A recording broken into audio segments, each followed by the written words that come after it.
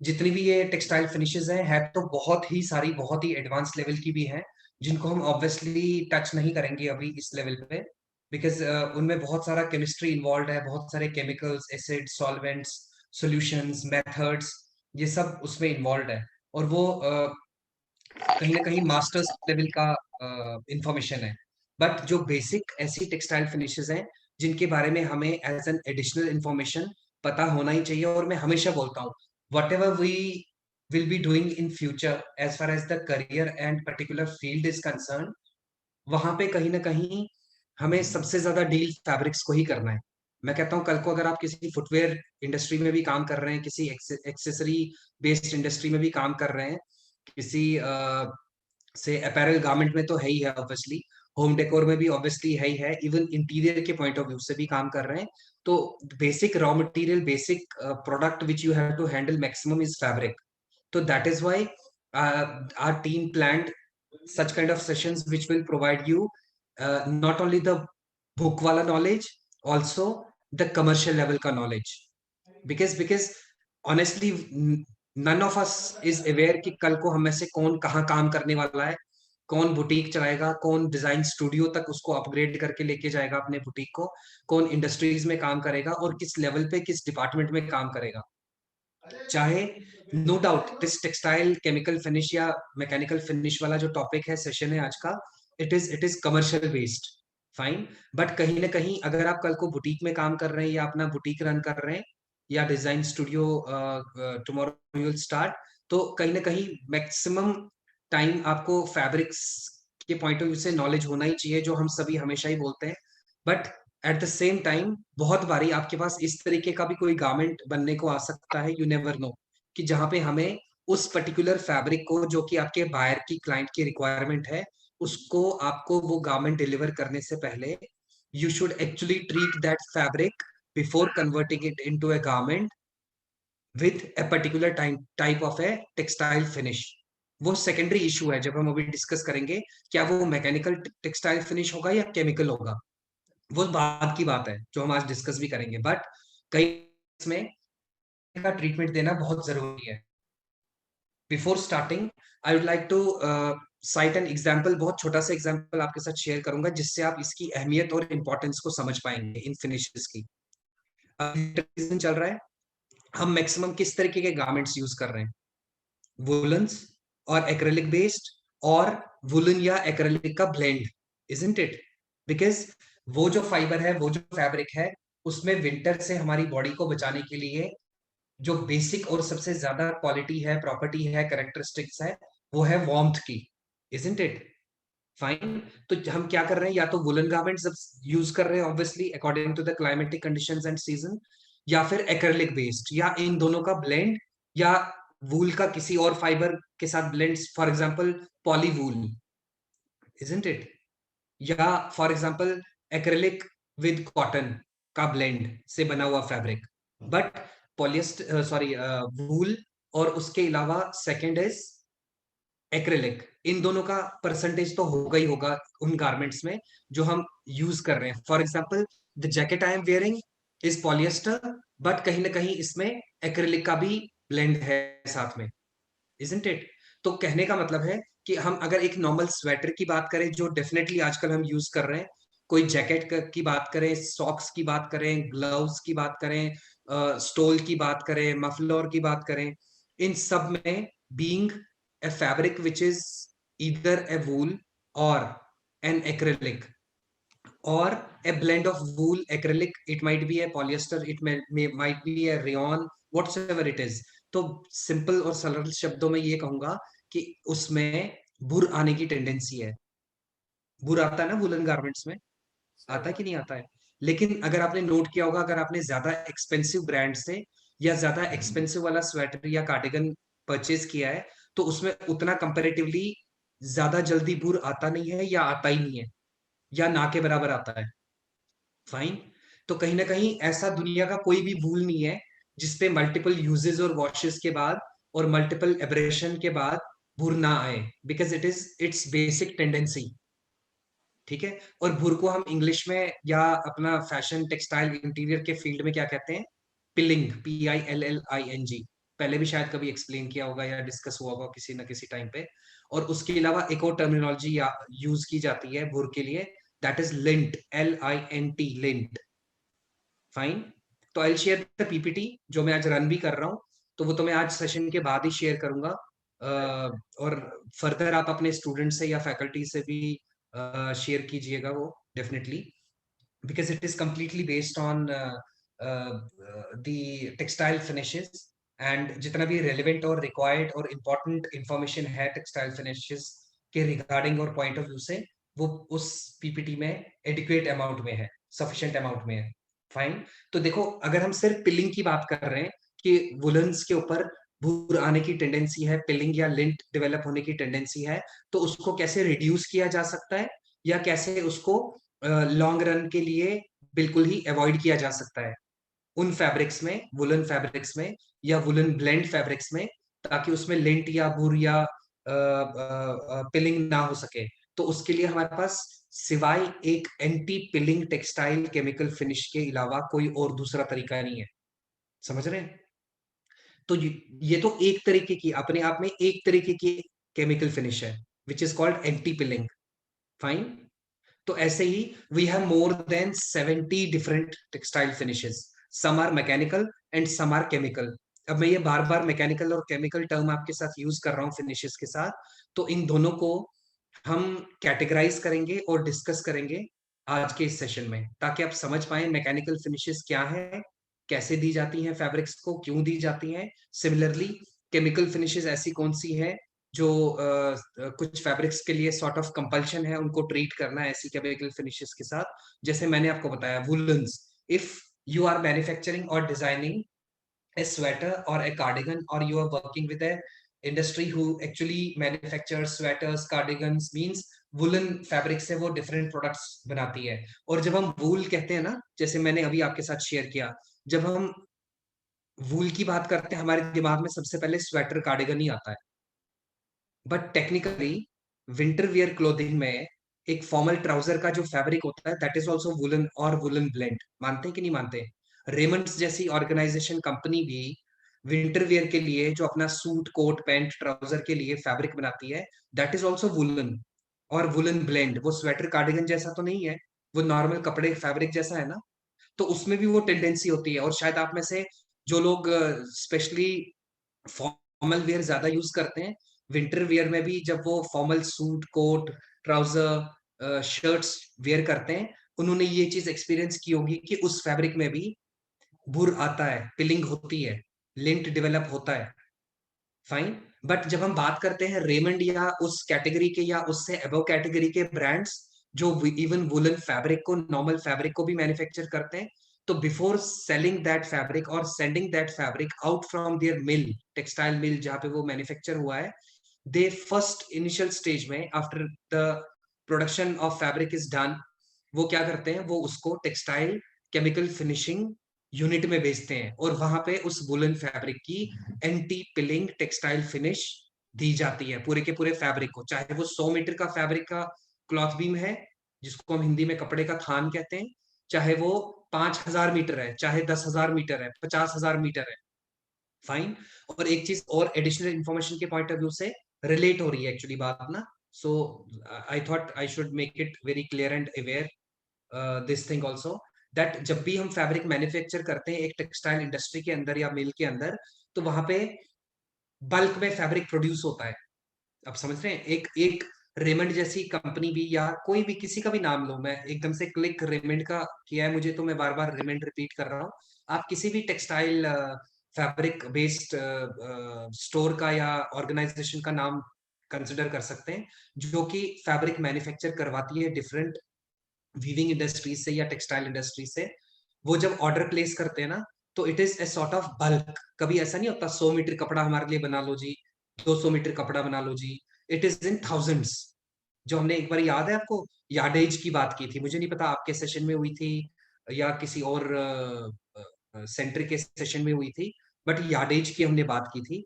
और अगर हम अभी यार्डेज को ना डिस्कस करें, बट अगर हम मीटर के हिसाब से करें, क्योंकि हर इंडिविजुअल को मीटर टर्मिनोलॉजी या यूनिट ऑफ मेजरिंग फैब्रिक सबको समझ आएगा, कि वो कभी 100 मीटर 200 मीटर फैब्रिक मैन्युफैक्चर नहीं किया जाता. It is always in bulk, thousands of metres, maybe 5,000, maybe 10,000, maybe 50,000, even in certain cases 1 lakh meters of fabric manufacture होता है. बड़ी बड़ी टेक्सटाइल मिल्स करती हैं डिफरेंट ब्रांड्स के लिए, आउटलेट्स के लिए, अपैरल इंडस्ट्रीज के लिए. तो कहने का मतलब है कि ये जो फैब्रिक बल्क में फर्स्ट टाइम मैन्युफैक्चर होता है, तो ये कम से कम एक क्लॉथ बीम के ऊपर अप्रोक्सीमेटली 350 मीटर, 350 मीटर से लेके 500 मीटर तक का एक क्लॉथ बीम होता है. बहुत ह्यूज, बिल्कुल कपड़ा पूरा वाइंड किया होता है उसके पास, उसके ऊपर, जो कि लूम पे अटैच्ड होता है. फाइन. उसके बाद उस फर्दर डिविजन्स की जाती हैं. कभी आपने किसी कपड़े की दुकान पे देखा है 500 मीटर का थान? किसी एक ने भी देखा हो तो प्लीज बता दो, क्योंकि मैंने तो देखा नहीं अपने जिंदगी के इतने सालों में, ना इंडिया में ना अब्रॉड में. देखा है किसी ने? कोई तो कुछ बोलो. No sir. नहीं ना. यूजुअली जो हम एक्सपीरियंस करते हैं किसी भी फैब्रिकेटर की शॉप पे, चाहे वो एक रोड साइड मार्केट पे छोटी सी फैब्रिक बेचने वाला बंदा बैठा हुआ है, या कोई भी बड़ी से बड़ी शॉप है, वहां पे यूजुअली जो क्लॉथ बीम का, जिसको हम कपड़े का थान कहते हैं, वो कितना होता है? Maximum 100 metres. और अगर मैक्स टू मैक्स लेके चले 150 और 200 से ऊपर नहीं होता. बट 200 मीटर्स वो पर्टिकुलर फैब्रिक कभी भी नहीं बनता इंडस्ट्री में. वो डेफिनेटली 5,000, 10,000, 50,000, 1 लाख मीटर बनता है. और फर्दर जब वो बनता है, उस पे जो भी ट्रीटमेंट देना है, चाहे वो डाइंग प्रोसेस है, चाहे वो केमिकल फिनिश है किसी तरीके की, या मल्टीपल केमिकल फिनिशेस, या प्रिंटिंग, उसके बाद वो फर्दर कटिंग डिवीजन में भेजा जाता है. और वहां पे उसको स्मॉल स्मॉल फैब्रिक या क्लॉथ बीम, जिसको कपड़े का थान कहते हैं, उसमें कन्वर्ट किया जाता है before sending it to the consumer और फैब्रिकेटर और डिस्ट्रीब्यूटर. समझ रहे हैं? तो फर्दर डिविजन्स होती हैं. और वो डिविजन्स कितने मीटर के हिसाब से होती है? 100, 150 और 200. 200 से एक्सीड नहीं करता 99% केसेस में. फाइन. चाहे वो छोटा से छोटा फैब्रिकेटर हो, चाहे बड़े से बड़ा फैब्रिकेटर हो. Got it? तो ये एकदम क्लिक करके मेरे दिमाग में. तो आपको बता दूं कि ऐसा एक सिनेरियो रहता है टेक्सटाइल इंडस्ट्रीज में, मिल्स में, जहाँ पे इन फैब्रिक्स की प्रोडक्शन होती है और उनको ट्रीट किया जाता है डिफरेंट केमिकल फिनिशेस के साथ. क्योंकि आप सोचो ना, अगर पहले ही 100 मीटर बनाया या 50 मीटर बनाया, फिर दोबारा से हम 50 मीटर बना रहे हैं, दोबारा से 100 मीटर बना रहे हैं, हर बारी आपको वही केमिकल प्रोसेस बार बार करना है. Isn't it? So it is always better कि आप बल्क में फैब्रिक को प्रोड्यूस करें, जो यूजुअली करती हैं इंडस्ट्रीज, और उसको वन गो में उन उन टेक्सटाइल फिनिशेस से ट्रीट करें. Got it? और उसका एक और भी रीजन रहता है. दुनिया में कोई भी प्रोडक्ट बनाने वाली कोई भी इंडस्ट्री जो है, उनका मेन कंसर्न क्या होता है? Cost effective production. होता है कि नहीं होता है? तो अगर वो बार बार 100 मीटर बना के ये टेक्सटाइल फिनिशेस देंगे, तो ये टेक्सटाइल फिनिशेस में जितना भी रॉ मटेरियल होने वाला है, which are different types of chemicals, solvents, petroleums, and few more chemical compounds like polymers, monomers, pigment dyes, and so many other chemicals. और हर एक केमिकल इज नॉट रीजनेबल. एक तो रॉ मटेरियल ही expensive है, फिर ये प्रोसेस कंडक्ट करने का procedure भी एक्सपेंसिव है. That is why all the above average और expensive brands, they usually go for these textile finishes. ऐसा नहीं दिल्ली के सरोजनी नगर मार्केट में, मैं ये नहीं कहता वो बेकार मार्केट है या बकवास मार्केट है. वहां अपना एक स्पेसिफिक क्लाइंटेज है, जिनके लिए वो जिनको वो बेसिकली केटर करते हैं. तो ऑब्वियसली अगर हम एक्सपेक्ट कर रहे हैं कि सरोजनी नगर मार्केट में हम एक शर्ट लेने जाएं, तो 500-600 रुपए में हमें बहुत बढ़िया कॉटन का शर्ट मिल जाएगा. बट हम ये एक्सपेक्ट नहीं कर सकते वहां पे हमारे पास 100% मर्सराइज्ड कॉटन वाला शर्ट मिलेगा. Isn't it? या कोई भी आपके एरिया में जो इस तरीके की रोड साइड मार्केट्स हैं, या डेली वेयर मार्केट्स हैं, या स्टूडेंट्स जिनका मेजर क्लाइंट है, इस तरीके की मार्केट्स या शॉप्स जो हैं, वहां हम जाते ही उस एक्सपेक्टेशन से, उस एक स्पेसिफिक बजट के हिसाब से हैं. Isn't it?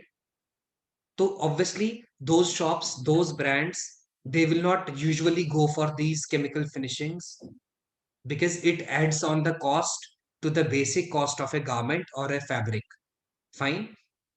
तो जस्ट इंट्रोडक्शन के पॉइंट ऑफ व्यू से मैंने आपके साथ ये बेसिक सी चीजें फिनिशिंग से रिलेटेड, टेक्सटाइल फिनिशिंग से रिलेटेड डिस्कस करी. Let's actually start it from the beginning. I share my screen. So screen दिख रहा है आप लोगों को क्या?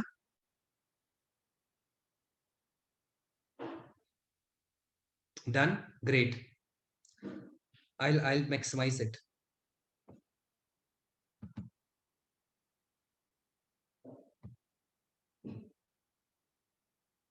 Oh.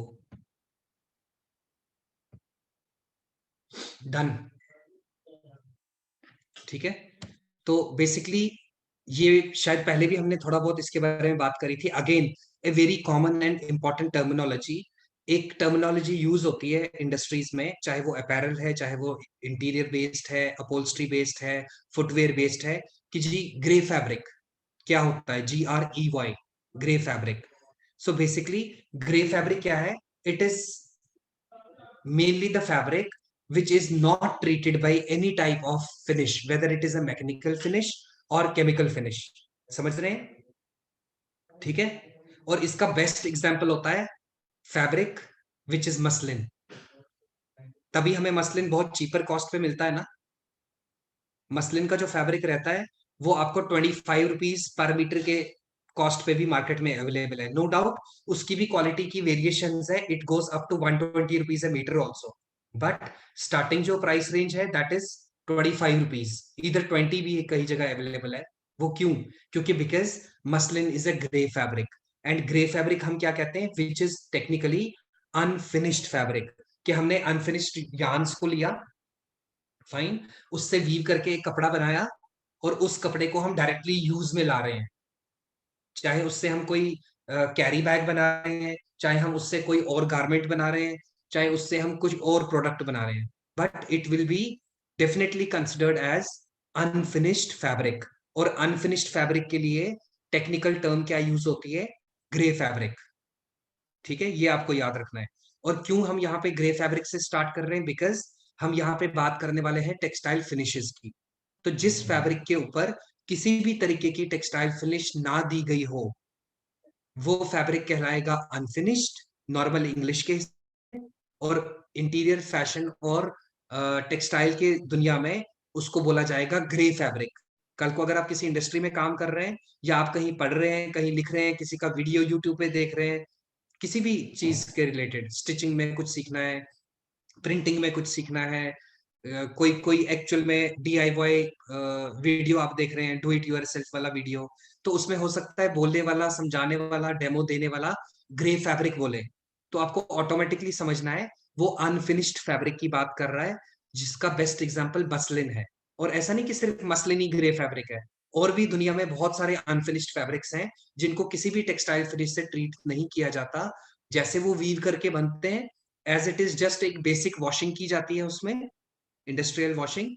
और उसको फिर फाइनली क्लॉथ बीम में डिफरेंट पैकेजिंग्स में, जो मैंने आपसे अभी शेयर किया था, 100 मीटर, 200 मीटर, 150 मीटर और 50 मीटर्स की क्लॉथ बीम में कपड़े के थान में कन्वर्ट करके उसे डिस्ट्रीब्यूटर्स और शॉपकीपर्स को बेचा जाता है, फाइन, जिनसे हम वो फैब्रिक खरीदते हैं. बट अब आपका स्टूडेंट के पॉइंट ऑफ व्यू से ये क्वेरी जरूर हो सकता है कि ऐसा ग्रे फैब्रिक, अनफिनिश्ड फैब्रिक क्यों बनाया जाता है, या क्यों उसको अनफिनिश्ड फॉर्म में ही रखा जाता है, और उसको कहाँ कहाँ इस्तेमाल में लाया जाता है. फाइन. तो बेसिकली ये जो ग्रे फैब्रिक है, जब भी हमें कोई ऐसा फैब्रिक चाहिए जहां हमें कॉस्ट को बहुत रिस्ट्रिक्ट रखना है, मींस बहुत लो बजट है, और या फिर जब हमें कोई R&D करना है, रिसर्च एंड डेवलपमेंट, और रिसर्च एंड डेवलपमेंट से हम इस चीज को कैसे रिलेट कर रहे हैं? ऐसे रिलेट कर रहे हैं कि आपने एक गारमेंट बनाना है जो कि प्योर सिल्क में बनना है, दैट टू वो सिल्क जो फैब्रिक जो है वो जकार्ड फैब्रिक है, which costs you 450 rupees, sorry, which costs you 1450 rupees a meter starting range. 1450 रुपए का स्टार्टिंग रेंज मीटर है अप्रोक्सीमेटली. मैं कोई गणितकार तो नहीं एग्जैक्ट बताऊं, या मैं हर दिन फैब्रिकेटर्स के साथ नहीं बैठता. एक बेसिक आइडिया, बेसिक सिनेरियो जो रहा है प्राइसेस का, जकार्ड वाले सिल्क का, वो सबसे सस्ती वाली क्वालिटी लगभग 1500 रुपए के आसपास की है ए मीटर, सबसे सस्ती. ठीक है। और अगर आप उसको बिल्कुल प्योर जकार्ड सिल्क लो तो वो कहीं ना कहीं 3,500 रुपए मीटर से भी स्टार्ट होता है। तो अगर आपके क्लाइंट ने, बायर ने बोला कि मुझे अपनी वेडिंग के लिए लहंगा बनाना है जकार्ड सिल्क का, जो 5,000 रुपए मीटर है, तो आप जब वो डिजाइन लहंगे का इलस्ट्रेट करोगे, डिजाइन बनाओगे और उसका गारमेंट बनना है, तो क्या आप 5,500 रुपए या 5,000 रुपए मीटर से पहले ही उस पर ट्राई करोगे?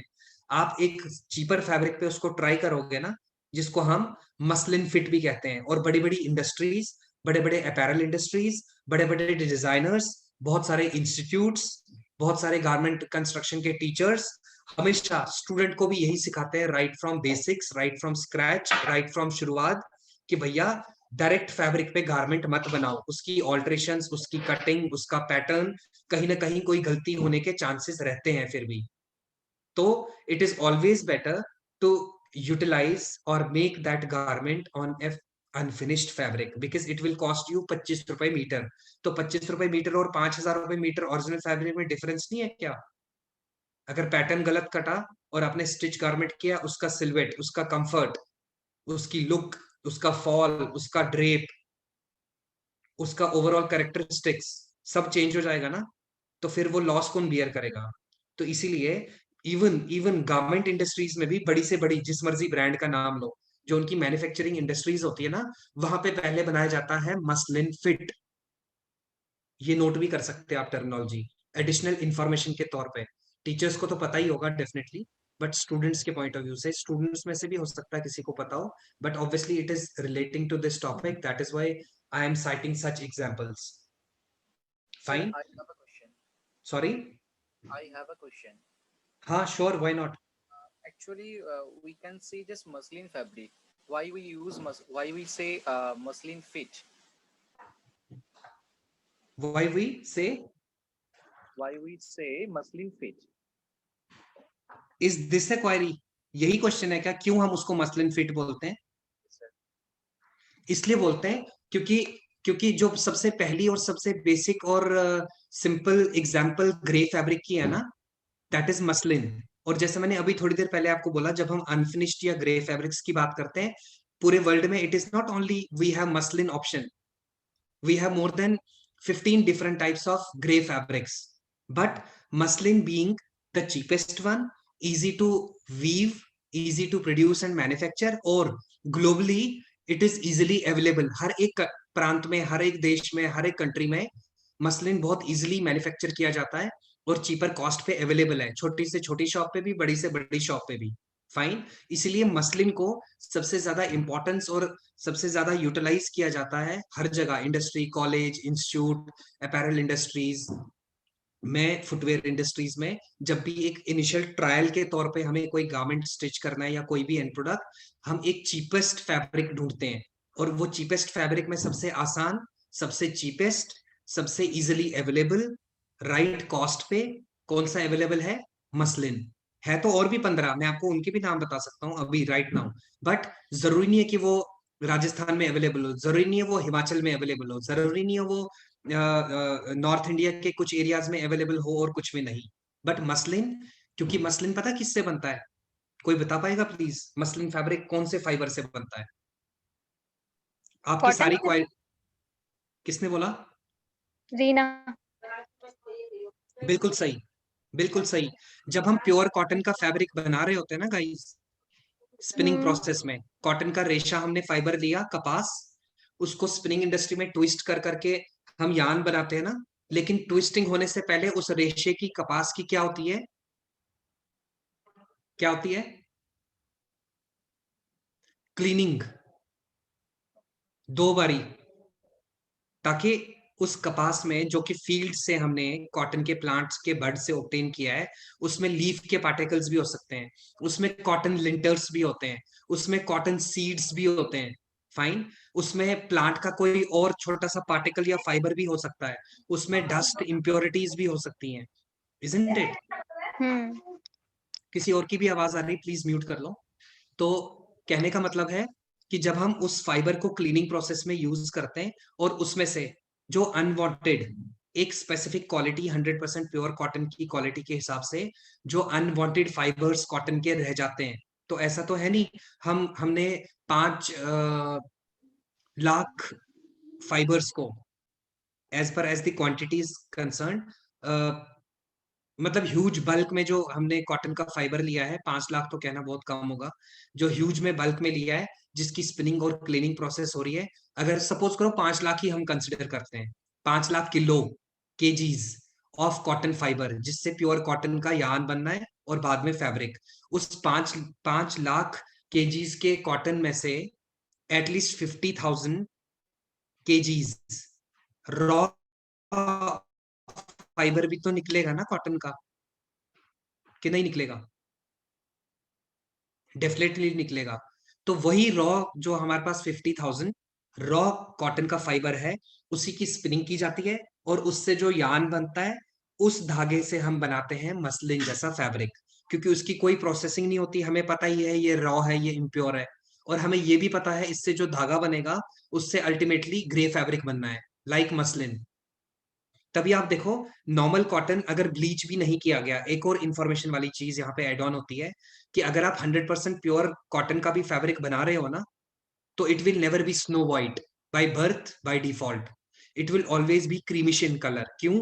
क्योंकि ये जो कपास का by birth by default colour होता है, रेशे का, फाइबर का, that is cream in colour.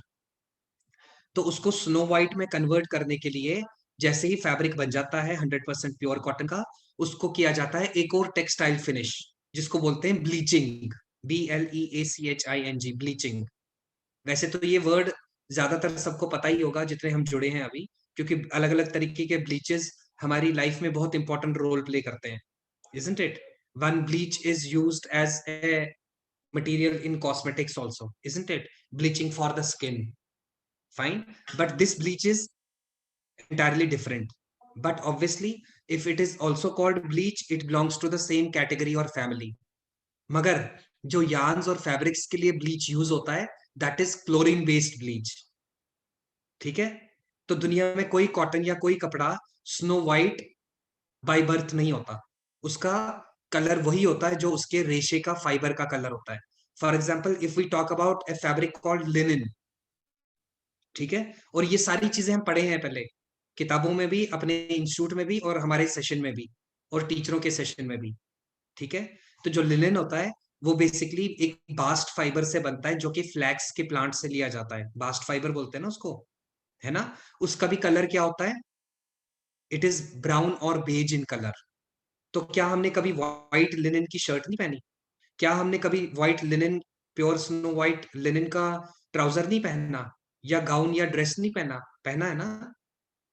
तो क्या किया जाता है, उस ओरिजिनल बेज या ब्राउन कलर के लिनन के फैब्रिक को मार्केट में भेजने से पहले ब्लीच किया जाता है, and it turns into snow white colour. And same is applicable to all other fibres and fabrics like cotton, hemp, ramie, jute, किसी भी फाइबर या फैब्रिक को कंसिडर आप कीजिए।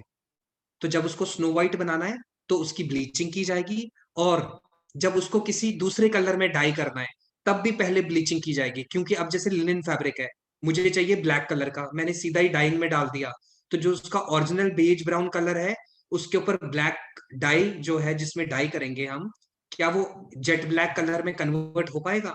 कभी भी नहीं। ये तो हम सबने स्कूल टाइम से ही tie and dye, why and dye, art and craft की क्लासेस में भी किया होगा, या कॉलेज में भी सरफेस ऑर्नामेंटेशन, फैब्रिक और एफओ वाला जो सब्जेक्ट है हमारा, उसमें भी कराई होगा tie and dye, isn't it? So whenever we have to convert a fabric into a snow white color, it is always to be bleached. Or whenever we have to dye an original fabric which has been made from the original fiber, before dyeing process उसके ऊपर एक और textile finish करनी पड़ेगी, वो क्या है? Bleaching. ठीक है? और जैसे मैंने अभी बताया, ब्लीच तो बहुत तरीके के हैं, लेकिन जब भी फाइबर, यार्न, फैब्रिक से रिलेटेड ब्लीच हमें करना है, ब्लीचिंग प्रोसेस करना है, तो इट विल बी क्लोरीन और पेट्रोलियम बेस्ड ब्लीच। ठीक है? इसको बहुत इलेबोरेट कर सकते हैं, पर मैं नहीं करूंगा क्योंकि अभी वो मास्टर्स लेवल का है। उस एरिया को टच करना is not justified right now. Fine. So कहीं ना कहीं जिन फैब्रिक्स को हम इवन ब्लीचिंग भी नहीं करते, they will also be considered as grey fabrics, जैसा कि मसलिन अगेन। और क्वेश्चन किसने पूछा था? सॉरी, विश्वजीत कि सर। मसलिन को हम मसलिन फिट क्यों बोलते हैं, यस, विश्वजीत सर। है ना? तो इसलिए बोलते हैं, I will straight way come to your point and query. इसलिए बोलते हैं बिकॉज एक तो ये इजिली अवेलेबल है, हर एक देश, हर एक प्रांत, हर एक सिटी, हर एक कॉलेज, हर एक इंस्टीट्यूट में इजिली अवेलेबल होता है। तो सबसे ज्यादा consumption as a trial garment, as an experiment garment muslin fabric पे ही बनाया जाता है, इसीलिए उसको मसलिन फिट कहा जाता है। फाइन, आप यकीन नहीं मानेंगे, ग्लोबल मार्केट में भी if we are not picking a grey fabric which is muslin, हम उसके जैसा कोई और अनफिनिश्ड या ग्रे फैब्रिक पिक कर रहे हैं तो भी उसको मसलिन फिट ही बोला जाता है। अब आप सोच लो कि कितना सदियों से, कितने डेकेड से, कितने एरियाज में, कितने कंट्रीज में इस मसलिन फैब्रिक से ये ट्रायल मसलिन फिट्स बनाए जाते होंगे कि एक नाम ही सेट हो गया है।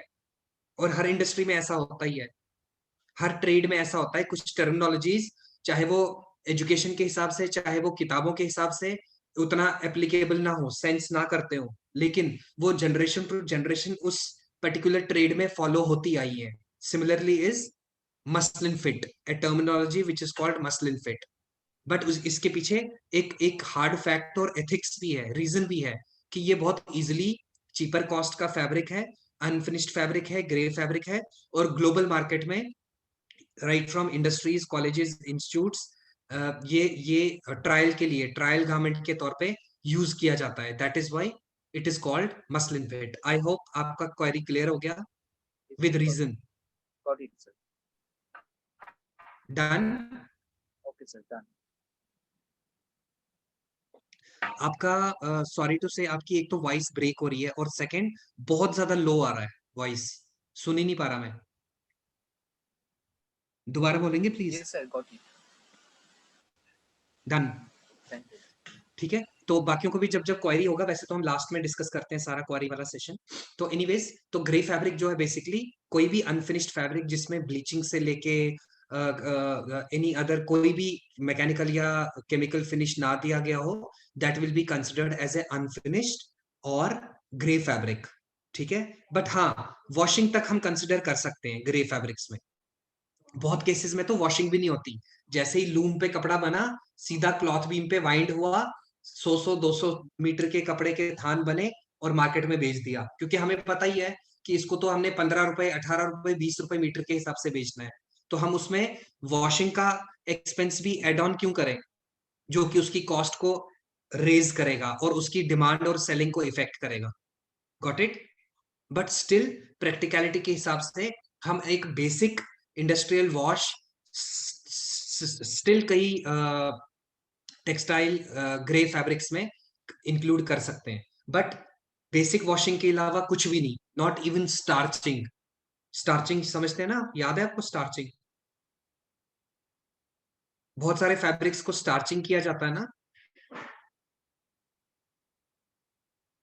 गाइस इतना शांत क्यों है आज आप लोग? स्टार्चिंग पता है ना क्या होता है? यस सर, सर्चिंग यस पता है। है ना?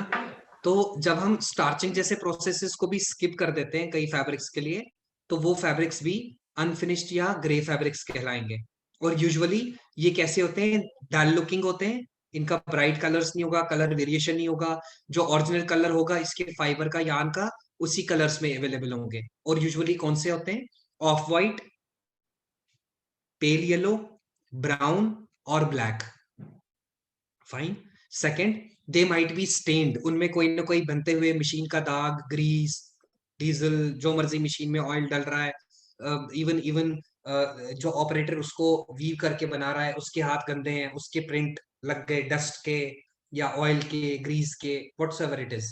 बिकॉज बाद में वॉशिंग कई बार नहीं भी होती, जैसे मैंने आपको बोला, तो वो स्टेन्स स्टिल उसमें रह जाते हैं। तो usually such grey fabrics in more than 85% cases they do have multiple types of stains. It is not always कि एक operator के हाथ की dust की stain ही होगा.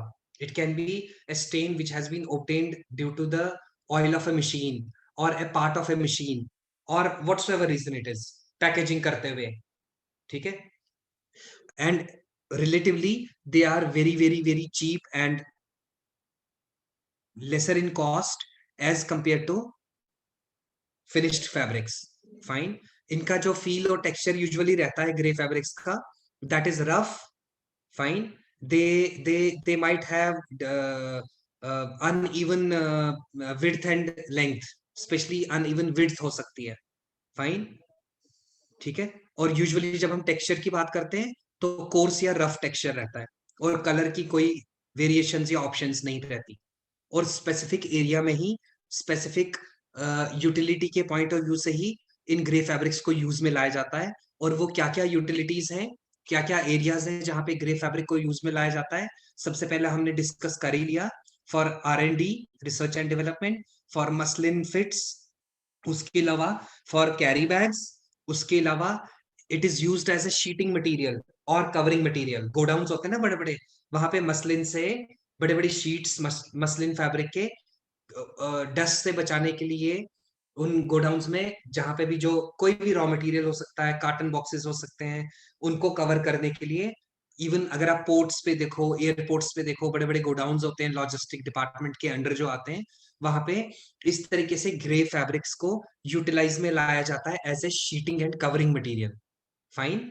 It is not always polyester और पॉलीथीन और सिमिलर मैन-मेड फाइबर्स से बना हुआ फैब्रिक। Such gray fabrics are also utilized as a covering and sheeting material. Fine. और आपने काफी ब्रांड्स में एक्सपीरियंस भी किया होगा, वो मसलिन के बने हुए बैग्स भी देते हैं, because again it is cheaper in cost, no finishing is required, and at the same time it at least has moderate strength. ऐसा नहीं है कि कोई फिनिश नहीं दिया, लेफ्ट ओवर फाइबर और यार्न से बनाया तो इसमें हमने एक पेन भी डाल दिया तो कपड़ा फट गया, ऐसा भी नहीं है। It has a moderate strength and durability, isn't it? That is why it had been used as a packaging material also. Fine. तो अब हम आते हैं एक्चुअली मेन मुद्दे पे, विच इज फिनिश्ड फैब्रिक्स। अब रिलेटिवली कंपेयर करते हैं हम grey fabric which is unfinished fabric को फिनिश्ड फैब्रिक्स के साथ। तो फिनिश्ड फैब्रिक्स कौन से फैब्रिक्स होंगे?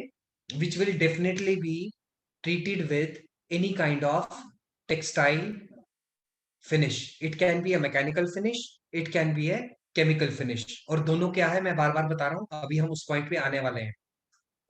सेकेंड पॉइंट वो क्या है कि यूजुअली जो हमारे फिनिश्ड फैब्रिक्स होते हैं, जो हम रोजमर्रा की जिंदगी में खरीदते भी हैं, उनसे बने हुए कपड़े पहनते भी हैं, उनसे बने हुए प्रोडक्ट्स, होम डेकोर प्रोडक्ट्स घर में इस्तेमाल भी करते हैं, cushion cover, curtain, bedsheet, carpet, रग, टाल, table napkin, table coasters, table mats, table runners, काफी सारे तरीके के footwears different types of fabric से बनते हैं।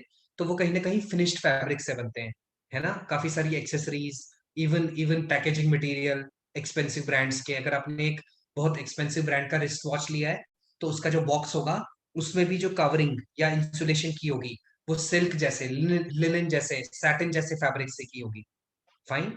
सो ओवरऑल कहने का मतलब है कि जो इनका विजुअल अपील जो होती है, दिखने में कैसे होते हैं ये finished fabrics, they are having a specific amount of shine and lustre.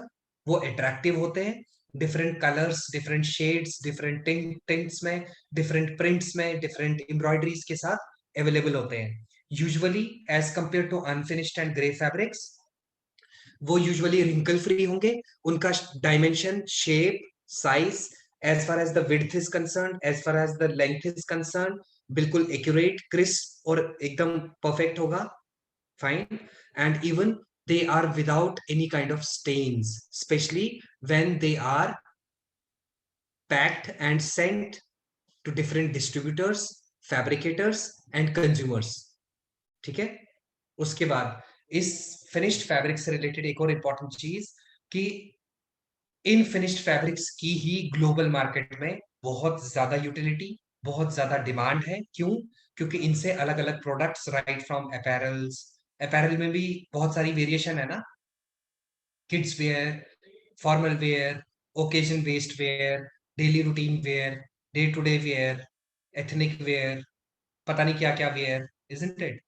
तो सिर्फ अपैरल में इतनी वेरिएशन है जहाँ पे इन इतने सारे फिनिश्ड फैब्रिक्स की यूटिलिटी और कंजप्शन और डिमांड है। उसके अलावा जैसे मैं बार बार बोलता हूँ, home decor, home furnishing products, upholstery industry, footwear industry, automobiles, जितनी मर्जी इंडस्ट्रीज देख लो जहाँ पे फैब्रिक को यूटिलाइज किया जाता है, तो वहां पे ज्यादातर फिनिश्ड फैब्रिक्स की डिमांड, यूटिलिटी और एग्जीक्यूशन होती है। फाइन। तो इन्हीं रीजंस की वजह से, क्योंकि वो फिनिश्ड तब कहलाते हैं जब उसमें मल्टीपल टेक्सटाइल फिनिशेस, ताकि उनका लुक, उनकी विजुअल अपील, उनका टेक्सचर, उनकी ड्यूरेबिलिटी, उनकी स्ट्रेंथ, उनके डाइज, उनके कलर, सब बहुत ही अच्छी क्वालिटी के हो। और वो कब है? जब ये सारी चीजें उस पर्टिकुलर एक बेसिक फैब्रिक के ऊपर अप्लाई की गई हो, या उन फैब्रिक्स को इन सभी चीजों के लिए ट्रीट किया गया हो। और ट्रीट तो फ्री में होगा नहीं, या ये सारी फिनिशेस तो फ्री में होंगी नहीं। अगर एक सिंगल फैब्रिक को हम डाई कर रहे हैं, तो उस डाइंग का कॉस्ट भी उसके बेसिक कॉस्ट में, सेलिंग कॉस्ट में ऐड होता है। अगर हम उसके ऊपर एम्ब्रॉयडरी उसके बाद कर रहे हैं, तो वो सेकंड कॉस्ट भी ऐड होगा। उसके बाद अगर हम उस पे कोई उसका टेक्सचर को स्मूथ करने के लिए टेक्सटाइल फिनिश दे रहे हैं, वो कॉस्ट भी ऐड होगा। तो कहाँ वो 200 रुपए मीटर कपड़ा मिल रहा था, अब वो हमें 1200 रुपए मीटर मिलेगा। Got it? So definitely all the finished fabrics across the whole world, they are expensive as compared to the gray fabrics, unfinished fabrics. Fine. अब हम इतनी बातें तो कर रहे हैं, इतनी तारीफ तो कर रहे हैं टेक्सटाइल फिनिशेस की, लेकिन इनकी क्या इंपॉर्टेंस है? क्यों इनको दिया जाता है? क्यों अलग अलग फैब्रिक्स को, अलग अलग इंडस्ट्रीज में यूज होने वाले फैब्रिक्स को, जिनसे बहुत सारे मल्टीपल प्रोडक्ट्स बनने हैं, उनको क्यों ट्रीट किया जाता है सर्टेन केसेस में? What is the importance, what is the utility of these textile finishes? So overall, as a generic information, एक आइडिया गेन करने के लिए और समझने के लिए हम कुछ पॉइंटर्स को डिस्कस करेंगे। Why these textile finishes are important? सबसे पहले, वो किसी भी एक ग्रे फैब्रिक की विजुअल अपील को, उसकी अपीयरेंस को या तो बिल्कुल ही चेंज कर देते हैं, या एनहेंस कर लेते हैं। एनहेंस मीन्स उसकी सुंदरता को बढ़ा देते हैं। फाइन। और वो कैसे बढ़ाएंगे? बाय अप्लाइंग डिफरेंट केमिकल और मैकेनिकल फिनिशेस। और वो कैसे होता है, आगे जाके हम पढ़ने वाले हैं अभी। सेकेंड थिंग इज, ये एक ही फैब्रिक, कोई भी एक, फॉर एग्जांपल कॉटन, 100% कॉटन की हम बात करते हैं, जब उसको डिफरेंट डिफरेंट टेक्सटाइल फिनिशेस से ट्रीट किया जाता है, तो उसी एक 100% कॉटन फैब्रिक की यूटिलिटी भी और वैरायटी भी बढ़ जाती है। चाहे हम उसको डाई कर रहे हैं इनटू मल्टीपल कलर्स, तो उसकी वैरायटी हो गई। फिर हम उसको प्रिंट कर रहे हैं, उसकी एक और वैरायटी हो गई। फिर हम उसको सिलिकॉन जैसी सॉफ्टनिंग फिनिश दे रहे हैं, तो उसकी एक और क्वालिटी और वैरायटी हो गई। तो कहने का मतलब है, ओवरऑल ये टेक्सटाइल फिनिशेस से किसी भी एक सिंगल फैमिली के फैब्रिक की वैरायटी और यूटिलिटी बढ़ जाती है। थर्ड, ये कहाँ पे हमें हेल्प करती है? दीज टेक्सटाइल, ये मतलब कोई और नहीं, दीज टेक्सटाइल फिनिशेस, ये हमारी जो फिनिशेस हैं, they overall improve the texture, the feel and touch of fabrics. जैसे मैंने अभी एक टर्मिनोलॉजी यूज की, एक टेक्सटाइल फिनिश यूज की, सिलिकॉन फिनिश। फाइन। तो जब हम किसी भी नेचुरल फैब्रिक को या मैनमेड फैब्रिक को, स्पेशली नेचुरल फैब्रिक को सिलिकॉन टेक्सटाइल फिनिश से ट्रीट करते हैं, तो उसका जो फैब्रिक का टेक्सचर है और उसका टच और फील है, वो ट्रिमेंडसली सॉफ्ट और स्मूथ हो जाता है। फाइन। उसके अलावा उसमें शाइन भी जनरेट और बिल्डअप हो जाती है। Got it? तो ओवरऑल ये टेक्सटाइल फिनिशेस हमें किसी भी फैब्रिक की, उसकी टेक्सचर को, उसकी फील को, उसकी टच को या तो इंप्रूव करने में हेल्प करती है, या जिसमें बिल्कुल भी नहीं है उसमें बढ़ाने में, एनहेंस करने में हेल्प करती है। फाइन। जैसे कि सॉरी, जैसा कि हम अगर जूट की बात करें, यूजुअली हम बचपन से सुनते आए हैं, बोलते आए हैं और मानते भी आए हैं कि जूट जो फैब्रिक है, जूट जो फाइबर है, उसका टेक्सचर और टच और फील जो है वो रफ है, कोर्स है, इसलिए उससे गारमेंट नहीं बन सकते। बट आज के सेशन के बाद ही आप अपना यूट्यूब पे या गूगल पे सर्च करना, the costumes made from jute fabric by different fashion designers. ठीक है? तो उसमें 50,000 से भी ज्यादा गारमेंट्स आएंगे। बट कहीं ना कहीं ये सच है कि बाय बर्थ जो जूट का फैब्रिक है, फाइबर है, उसका टेक्सचर रफ और कोर्स है, उसको डायरेक्टली हम एज इट इज यूज नहीं कर सकते गारमेंट के तौर पे। Otherwise it will result into skin disease, skin rashes, irritation and so many other things. ठीक है? तो कहने का मतलब है, यूजर फ्रेंडली नहीं है उसका टेक्सचर। बट ये जितने भी डिजाइनर्स ने कहीं ना कहीं फैब्रिक के तौर पे उसको अपने गारमेंट्स में, कॉस्ट्यूम्स में, कलेक्शंस में यूज किया है, तो उन्होंने क्या किया है? पहले जूट का फैब्रिक बनवाया वीव करके, और उसके बाद उसके ऊपर टेक्सटाइल सॉफ्टनिंग फिनिश अप्लाई करवाई है, जिसकी वजह से उसका जो टेक्सचर रफ और कोर्स था वो खत्म होके सॉफ्ट और स्मूथ बन गया। And it is not only applicable to jute, it can be done to any other natural fabric, or in certain cases to man-made fabric also, like polyester, acrylic, rayon, अगर उनका texture और feel rough है jute की तरह। Got it? तो अब देखते, अब आप मानते हो कि इनकी इतनी इंपॉर्टेंस है। व्हाई? बिकॉज जूट आज भी हम ऐसे 90% जनता यही मान रही होगी सीधा गारमेंट नहीं बन सकता, जूट के फैब्रिक की शर्ट नहीं बन सकती। वो बिल्कुल ठीक है, नहीं बन सकती, क्योंकि हमें पता है वो बहुत खुरदुरा, रफ, कोर्स, हार्श उसका टेक्सचर है। बट ऐसा नहीं कि वो बिल्कुल ही पॉसिबल नहीं है। बट जितना चीपर वर्जन में वो रॉ फैब्रिक जूट का मिलता है, जब हम उसको इस तरीके की टेक्सटाइल सॉफ्टनिंग केमिकल फिनिश से ट्रीट करेंगे तो उसकी कॉस्ट ट्रिमेंडसली इंक्रीज होगी।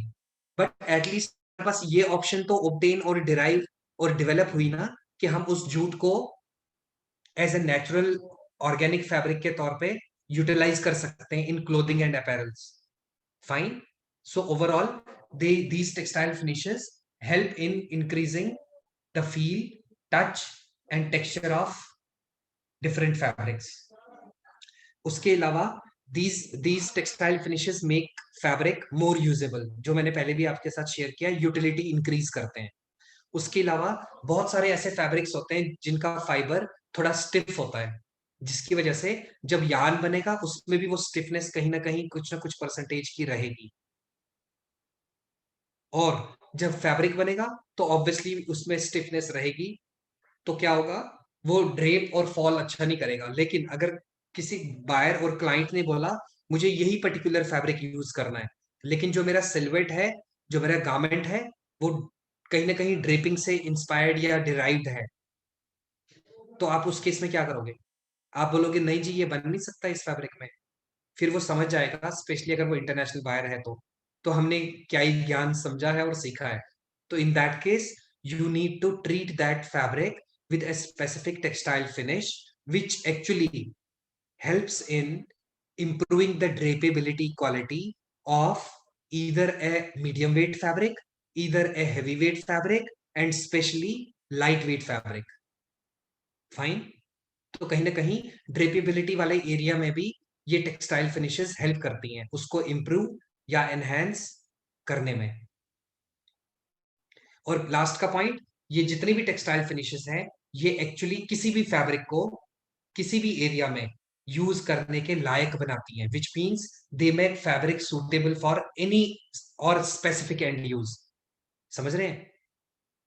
अब हम बचपन से सुनते पढ़ते और आज की डेट तक भी पढ़ते आए हैं कॉटन में मॉइस्चर एब्जॉर्प्शन बहुत अच्छा है, ठीक है, तो उसको समर वियर क्लोथिंग के लिए यूज करो। अगर आपका बायर बोलता है मेरे को ऐसा गारमेंट बनाना है जो कि बनना कॉटन फैब्रिक में ही है मगर वो वाटर प्रूफ होना चाहिए, तो क्या ये पॉसिबल है? नॉर्मल इंसानियत के नाते ये पॉसिबल है? नहीं। क्यों? क्योंकि कॉटन तो इसीलिए सबसे ज्यादा यूज किया जाता है और मशहूर है कि ये maximum amount of moisture absorb करेगा, हमारा पसीना गर्मियों में एब्जॉर्ब करेगा, इसलिए दबा दब उसको समर वियर क्लोथिंग में यूज करो, इजंट इट? बट अगर बायर की ये रिक्वायरमेंट है कि मैंने पहनना तो कॉटन ही है मगर it has to be a water proof और वाटर रिपेलेंट, तो क्या करेंगे? हम बोलेंगे नहीं भैया, हमने धरती पे जब से जन्म लिया और जिस जिस टीचर ने पढ़ाया, स्पेशली टेक्सटाइल के टीचर ने, अमित सर जैसे, उन्होंने ये नहीं बताया कि हम इसको कैसे फुलफिल कर सकते हैं रिक्वायरमेंट को बायर के।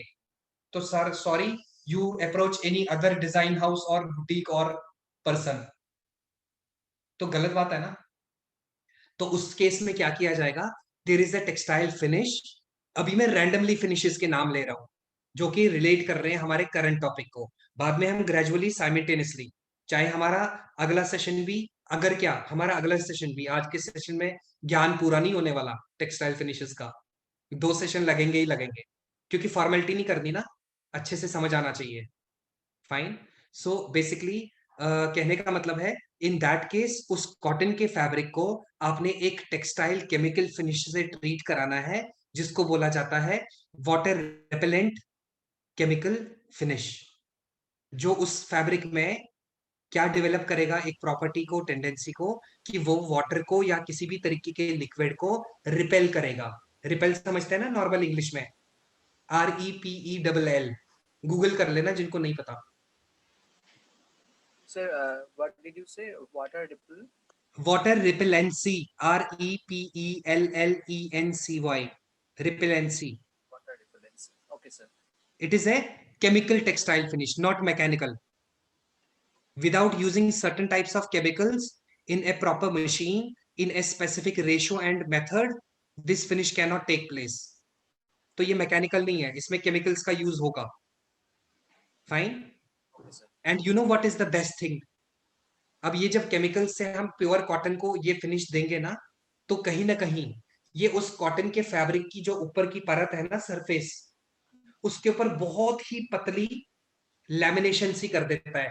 जब हमारे पास मोबाइल में ये स्क्रीन गार्ड नहीं होते थे, हम लैमिनेशन कराते थे ना मोबाइल की, लैपटॉप की स्क्रीन की, Yes. Isn't it? तो उसी तरीके की उस कॉटन के फैब्रिक पे बहुत बहुत फाइन पतली सी लेयर डेवलप करेगा लैमिनेशन के तौर पे। और मैं जो ये वर्ड कह रहा था, बेस्ट चीज पता क्या है? जब आप उस कपड़े को छुओगे ना, आप वो नेकेड आईज से या नॉर्मल फीलिंग टेस्ट से एनालाइज नहीं कर पाओगे कि इसमें ऐसा कुछ परत है, Okay. बट वो डेफिनेटली होती है। फाइन। तभी तो वाटर एब्जॉर्ब नहीं करेगा ना कॉटन, इजंट इट? ये अदरवाइज ये ऐसी बात होगी, हम फैन ऑन कर रहे हैं और बोल रहे हैं इसके पंखे से हवा नहीं आएगी। तो अटपटांग सी बात है ना, उटपटांग सी। तो ऐसा कैसे आप सोच सकते हो कि कॉटन है और वो मॉइस्चर और लिक्विड ही नहीं एब्जॉर्ब कर रहा? तो कुछ ना कुछ तो बीच में दीवार होगी ना। तो वो दीवार क्या है? वही लेयर है जो उस फिनिशिंग के थ्रू कॉटन के फैब्रिक के ऊपर डेवलप हो जाती है। और बेस्ट पार्ट इज, एक तो वो फील करके हम एनालाइज नहीं कर सकते, और कहीं ना कहीं वो कॉटन फैब्रिक की जो कैरेक्टरिस्टिक्स है, बिहेवियर है, उसको बहुत ज्यादा चेंज नहीं करती। करती भी है तो जस्ट 5%। बिकॉज प्रैक्टिकलिटी के हिसाब से अगर एक पतली लेयर भी उसके ऊपर है तो कुछ इफेक्ट तो करेगी ना उसके बिहेवियर को। Exactly. बट ऐसा नहीं कि हम सोचे शर्ट बननी है तो अब शर्ट प्लास्टिक की जैसी क्रिस्प बनी रहेगी, ऐसा नहीं है। इतना ड्रास्टिक चेंज नहीं लाएंगे, फिर तो उस फिनिश का यूटिलिटी नहीं है, फिर तो उसका एंड रिजल्ट ही अच्छा नहीं है कि कॉटन कॉटन की तरह बिहेव ही ना करे, इजंट इट? तो ये तो मैं गिने चुने रैंडमली आपको टेक्सटाइल फिनिश की बात बता रहा हूँ, और जितनी मैंने 2-3 एग्जांपल्स आप लोगों के साथ शेयर की है, आई होप आप समझ रहे होंगे कितनी इंपॉर्टेंस है। और अगर हम बहुत लो लो लेवल से, मतलब नेगेटिव मत लेना, मेरा कहने का मतलब है स्टूडेंट के पॉइंट ऑफ व्यू से अगर हम सोचें तो शायद ये इतना मायने नहीं रखती। लेकिन when once it is related to commercial thing, industry, garment manufacturing industry, big design houses, तो आप खुद समझ लो, एनालाइज कर लो कितना इंपॉर्टेंस है, कितना इंपॉर्टेंट रोल है। तभी तो सदियों से फॉलो होती आ रही है, नई नई तरीके की रिसर्च एंड डेवलपमेंट से नई नई तरीके की फिनिशिंग्स आती हैं। ऐसा थोड़ी है जिस तारीख से, जिस सदी में कॉटन का फैब्रिक बनाया गया, उसके अगले दिन ही हमने इस तरीके की टेक्सटाइल फिनिशेस बना ली। ग्रेजुअली अपग्रेडेशंस होती हैं चीजों में, ग्रेजुअली रिसर्च एंड डेवलपमेंट के बाद ऐसी चीजों की इन्वेंशन होती है, इजंट इट? फाइन। और एडिशनल नॉलेज के पॉइंट ऑफ व्यू से, ये ज्यादातर ऐसी अलग से इंडस्ट्रीज होती है which are again a part of textile industry, जो कंप्लीटली कोई कपड़ा नहीं बनाती, कोई धागा नहीं बनाती, वो सिर्फ इस तरीके की इन्वेंशंस में ही काम करती हैं, research and development, experimentation. Fine. तो पूरे ग्लोबल मार्केट में इंडिया से लेके किसी कंट्री का नाम लो, हर कंट्री में ऐसी बहुत सारी R&D वाली ऑर्गेनाइजेशंस होती हैं। फाइन। चाहे हम यूएस की बात करें, न्यूयॉर्क की बात करें, यूरोप की बात करें, सऊदी अरेबिया की बात करें, UAE की बात करें, और हमारे प्रिय इंडिया देश की बात करें, सब जगह। फाइन।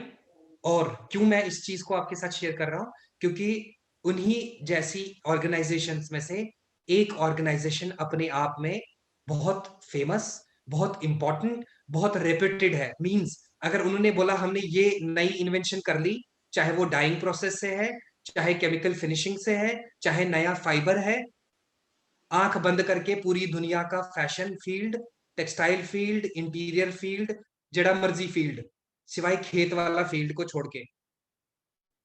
सारे आंख बंद के ट्रस्ट करेंगे, आंख बंद करके, और फॉलो करेंगे। और उस कंपनी का क्या नाम है? कोई बता पाएगा? जो इस तरीके की इन्वेंशंस करता है, चाहे वो पिगमेंट डाई से रिलेटेड है, नए नए, चाहे डाइंग प्रोसेस से, चाहे नया फाइबर, चाहे नया केमिकल फिनिश, चाहे नए तरीके का सॉफ्टवेयर टेक्सटाइल फैशन में यूज होने वाला, चाहे नई मशीन, उस कंपनी का नाम है। तो बहुत सारी, जैसे मैंने आपको बोला, हर कंट्री में कुछ कुछ हैं, लेकिन एक अपने आप में नंबर वन।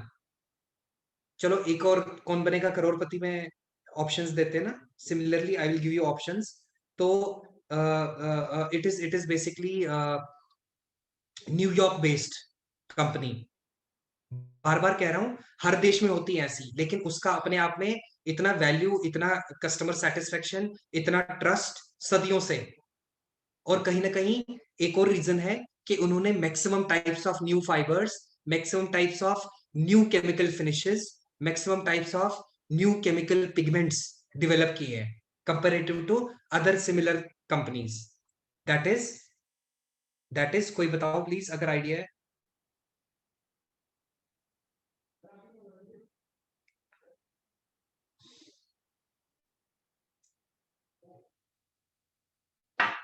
हे, इतना शांत मत रहो, कम से कम बोलो सर, आप ही बोल दो, टाइम वेस्ट होता है ना ऐसे। That is Dupont, DUPONT। ये भी आप गूगल करेंगे, होमवर्क है। तो ड्यूपॉन्ट के बारे में पूरा का पूरा ऐसे आप लिखेंगे रिसर्च करके, तो आपको आइडिया हो जाएगा। यहां तक कि पॉलिएस्टर, नायलन जैसे फाइबर या यान को भी ड्यूपॉन्ट ने ही सबसे पहले इन्वेंट किया था। ठीक है जी। तो काफी सारी टेक्सटाइल फिनिशेस, सबसे पहले ट्राई, उसके बाद उसकी टेस्टिंग, और उसके बाद ग्लोबल मार्केट के लिए इन्वेंशन भी ड्यूपॉन्ट ने ही करी है। ठीक है।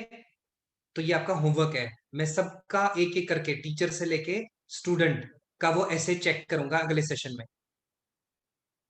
फाइन। तो अब ऐसा ना हो जैसे यूजुअली स्कूलों में होता है, क्लास इंचार्ज बोलती है बेटा कल हिंदी का टेस्ट है, अगले दिन 40 में से 4 बच्चे आते हैं। तो अगले सेशन में वो नहीं होना चाहिए। उसके बाद 40 के 40 आएंगे और फिर हम लोग नहीं आएंगे। सॉरी टू से this but it is a fact. Fine.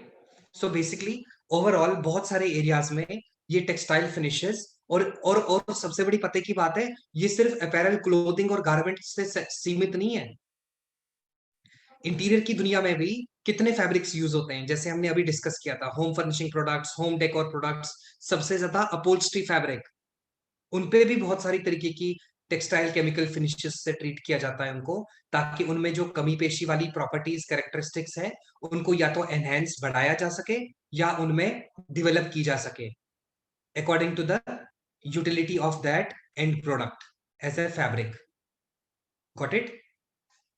तो इतनी सारी इंपॉर्टेंस है, तभी सदियों से, राइट फ्रॉम इन्वेंशन से, इन टेक्सटाइल फिनिशेस को यूज में लाया जाता है। अब आज इतना ही करेंगे, मतलब ये वाला स्लाइड तक। अब ये जो टेक्सटाइल फिनिशेस हैं, they are based on their degree of performance. थोड़ी अलग सी इंग्लिश हो गई है, अलग सी मतलब गलत नहीं, थोड़ा साउंड डिफरेंट करती है। वो किसी ने सही कहा है ना, English is a funny language.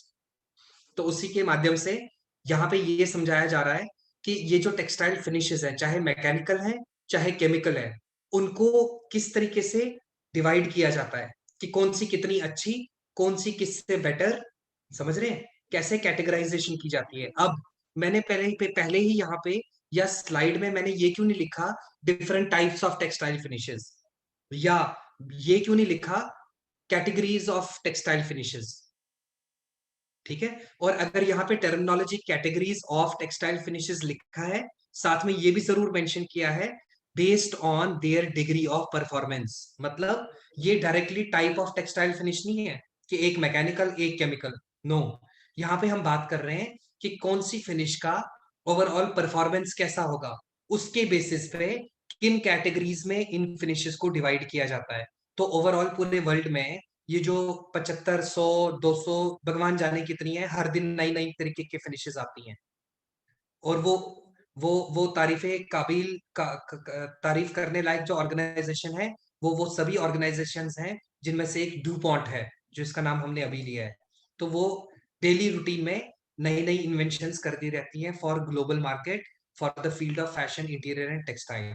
तो ओवरऑल ये जो परफॉर्मेंस के बेसिस पे टेक्सटाइल फिनिशेस को डिवाइड किया जाता है, ये किया जाता है कि क्या ये टेक्सटाइल फिनिश परमानेंट फिनिश है, क्या ये ड्यूरेबल फिनिश है, क्या ये सेमी ड्यूरेबल फिनिश है, या क्या ये टेम्परेरी फिनिश है। फाइन, जितनी भी है, चाहे वो मैकेनिकल है चाहे केमिकल है। तो ओवरऑल जब हम बात करें कि परमानेंट फिनिश है, उससे हम क्या समझते हैं? Usually in permanent textile finishes में केमिकल का ही यूज होता है, मींस मैकेनिकल फिनिशेस ज्यादातर परमानेंट नहीं होती।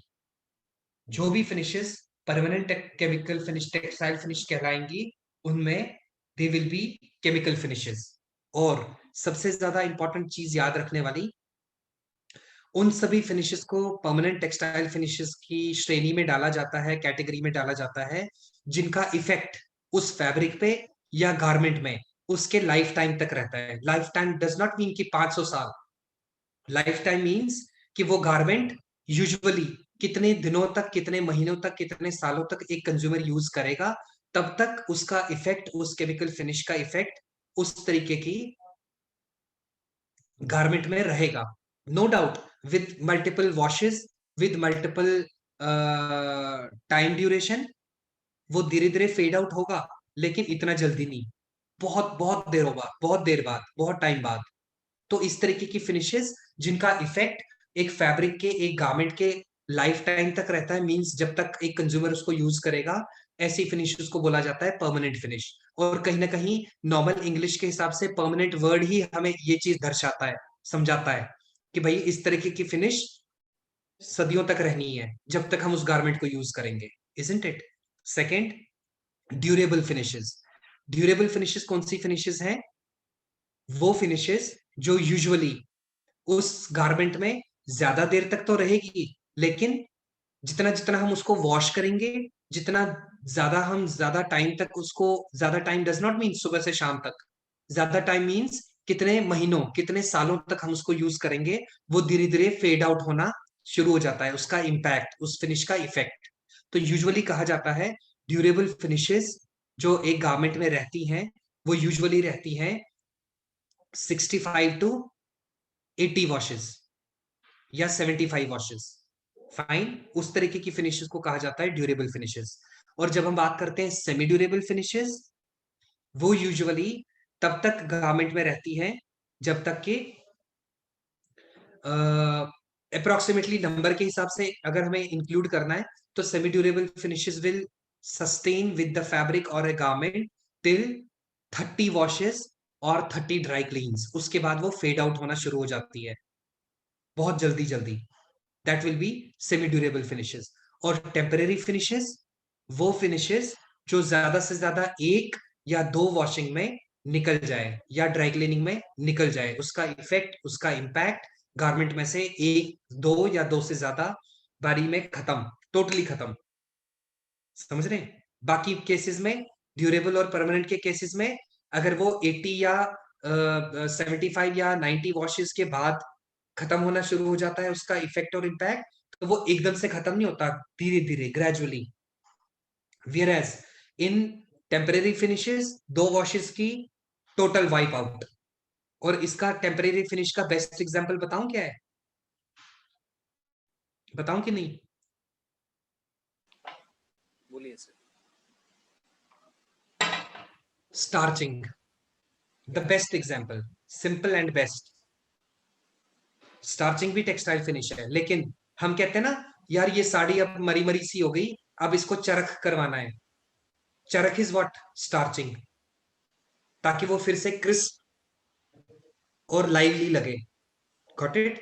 तो इस तरीके की और भी बहुत सारी, it is not only starching, और भी बहुत सारी टेम्परेरी फिनिशेस हैं जो मैक्सिमम दो या दो से ज्यादा वॉशेस में वाइप आउट हो जाती हैं, एक गारमेंट में से, एक फैब्रिक में से।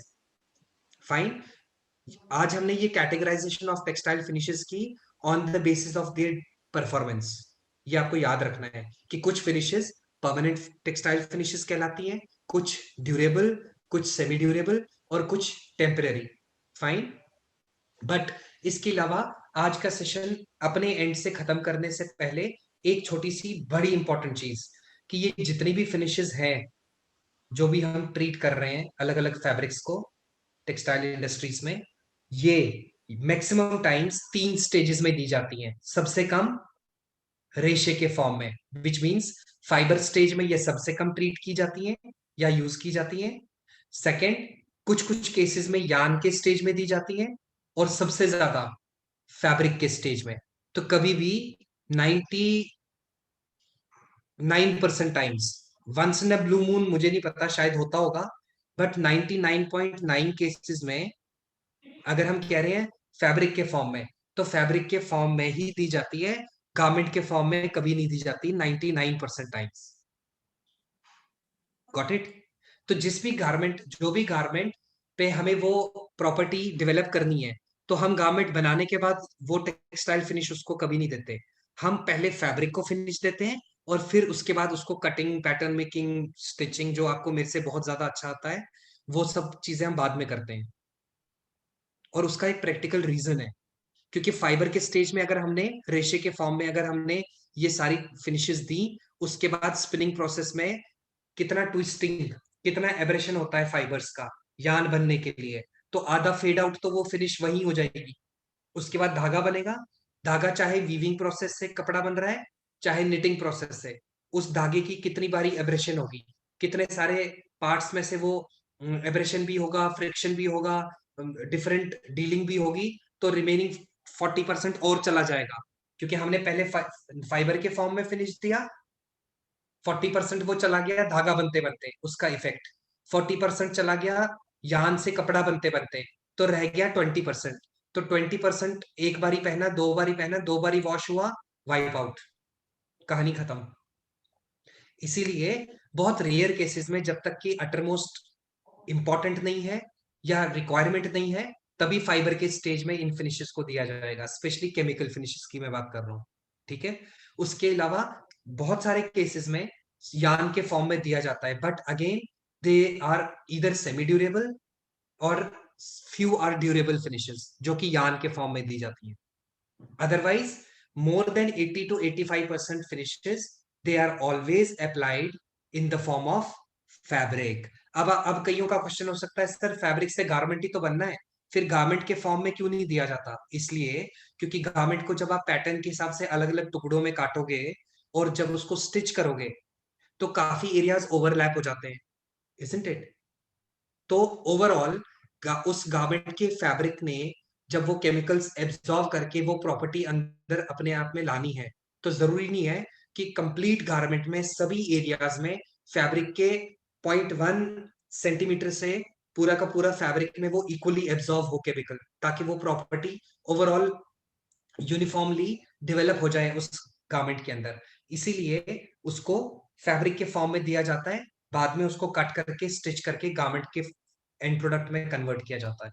This is one of the most important and practical aspect why these textile finishes, whether it is chemical or mechanical, it is always and always maximum times treated in the stage of fabric rather than yarn or garment itself.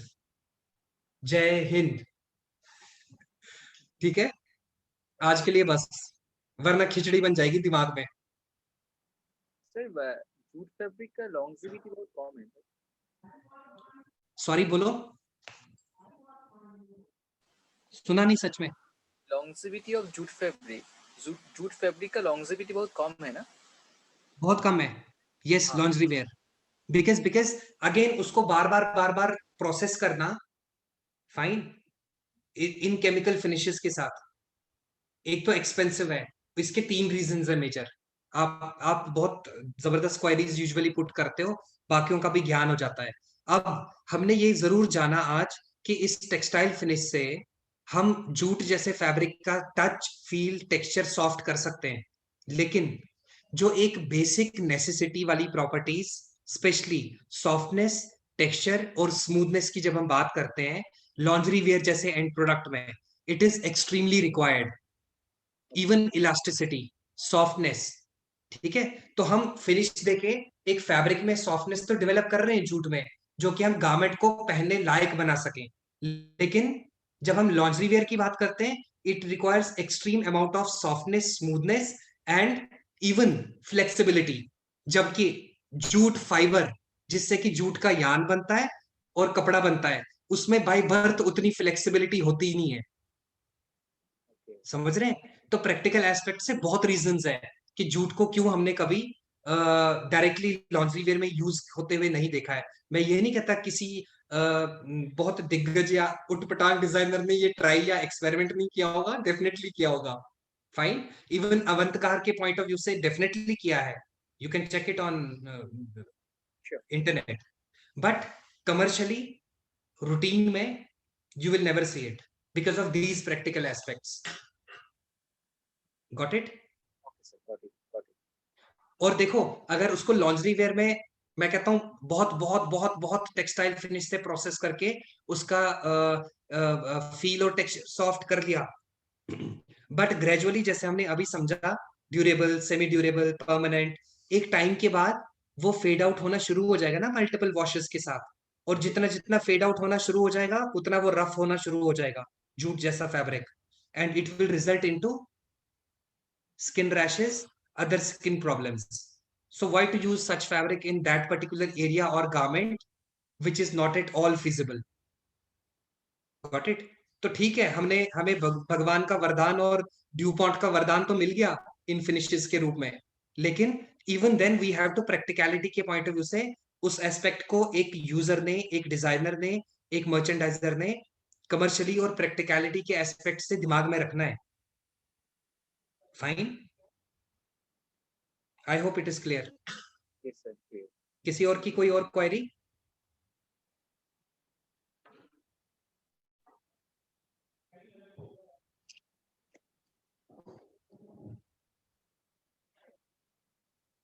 Sir,